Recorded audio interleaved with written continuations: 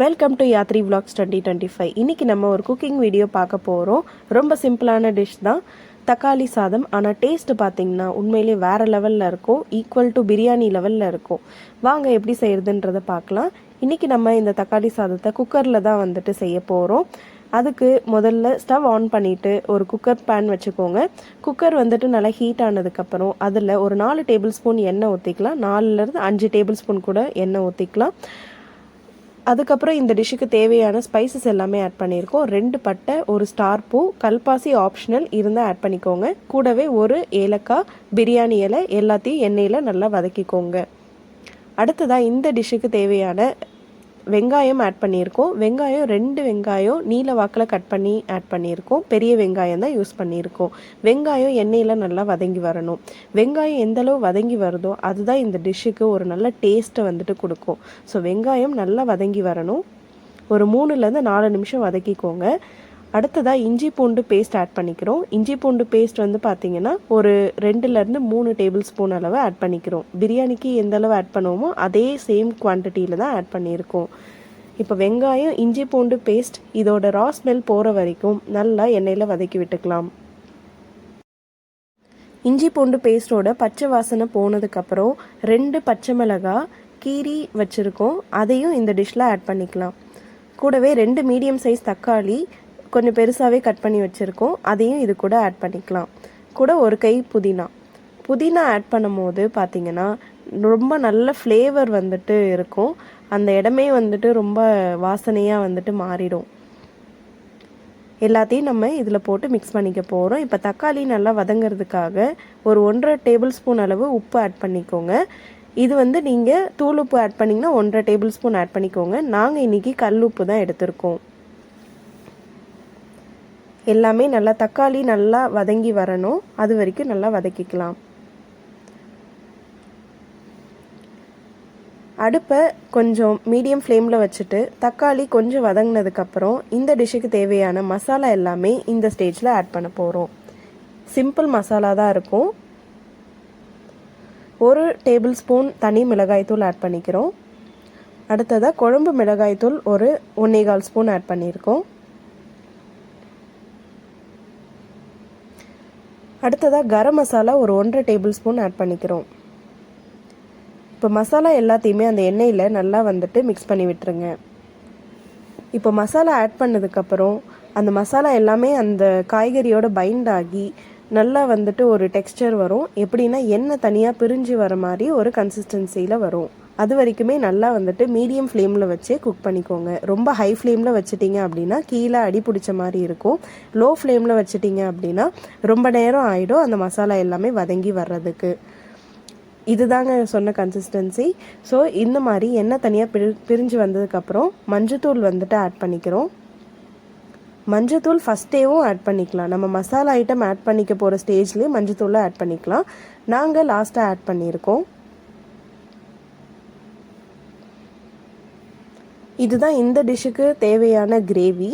அவ்வளோதாங்க. இப்போது நம்ம தண்ணி வந்துட்டு ஆட் பண்ணணும். இந்த ஸ்டேஜில் தண்ணியோட அளவு பார்த்திங்க அப்படின்னா நாங்கள் இன்றைக்கி 2 கப் அரிசி வந்துட்டு எடுத்திருக்கோம். வீடியோவில் காமிக்கிற இந்த கிளாஸில் தான் நாங்கள் 2 கப் அரிசி வந்துட்டு எடுத்திருக்கோம். அதனால் 4 கப், அதே கப்பில் 4 கப் அளவு தண்ணி வந்துட்டு ஆட் பண்ணியிருக்கோம். இதுதான் ரேஷியோ. இதே மாதிரி நீங்கள் எத்தனை கப் அரிசி எடுத்தாலும் அதுக்கேற்ற ரேஷியோவில் தண்ணி வந்துட்டு விட்டுக்கோங்க. அவ்வளோதான் ஃப்ரெண்ட்ஸ், முக்கால்வாசி ப்ராசஸ் வந்து முடிஞ்சிடுச்சு. இந்த டிஷ் செய்கிறதுக்கு மொத்தமே ஒரு 20 நிமிஷம் தான் தேவைப்படும். இப்போ நாங்கள் நார்மல் சாதம் வடிக்கிற அரிசி தான் வந்துட்டு யூஸ் பண்ணியிருக்கோம்.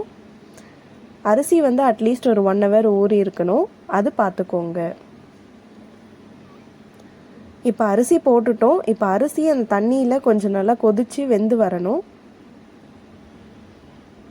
இப்போ அடுப்பை ஹை ஃப்ளேம்லேயே வச்சுக்கலாம், ஏன்னா அரிசி நல்லா கொதித்து வரணும் அந்த தண்ணியில்.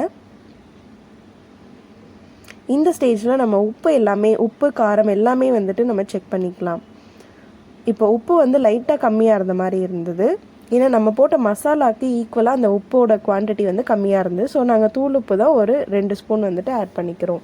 எங்களது வந்து சின்ன ஸ்பூனுன்றதுனால 2 ஸ்பூன் ஆட் பண்ணிக்கிறோம். நீங்கள் பெரிய ஸ்பூனாக வச்சுருந்தீங்கன்னா அந்த ஸ்டேஜில் உங்களுக்கு உப்பு கம்மியாக இருந்தது அப்படின்னா அந்த அளவுக்கு ஏற்ற மாதிரி ஆட் பண்ணிக்கோங்க. இந்த ஸ்டேஜில் கொஞ்சம் நெய் ஆட் பண்ணிக்கிறோம். நெய் ஆட் பண்ணும்போது சாதம் பார்த்திங்கன்னா கொஞ்சம் நல்லா தனித்தனியாக வந்துட்டு நல்லா ஒரு கன்சிஸ்டன்சியில் வரும். அதனால் நெய் வந்துட்டு ஆட் பண்ணிக்கிறோம். நெய் வந்து உங்ககிட்ட இல்லை அப்படின்னா நீங்கள் எண்ணெய் கூட ப்ரிஃபர் பண்ணிக்கலாம் இந்த ஸ்டேஜில். அவ்வளோதான், ப்ராசஸ் முடிய போகுது. இப்போது இந்த தண்ணி நல்லா கொதித்து வரும்போது நம்ம விசில் போட்டுடலாம். ஒரு 5லேருந்து ஒரு 7 நிமிஷத்துக்குள்ளேயே அந்த தண்ணி நல்லா கொதித்து வந்துடும். அப்படியே விட்டுருங்க. இப்போ பார்த்தீங்கன்னா கொஞ்சம் கொஞ்சமாக கொதி வருது. கொஞ்சம் கொதி வரும்போதே கூட கொத்தமல்லி ஆட் பண்ணிக்கிறோம் ஃப்ளேவருக்காக. கொத்தமல்லி இல்லைன்னா நம்ம ஆல்ரெடி புதினா ஆட் பண்ணியிருக்கோம், ஸோ ஆப்ஷனல் தான்.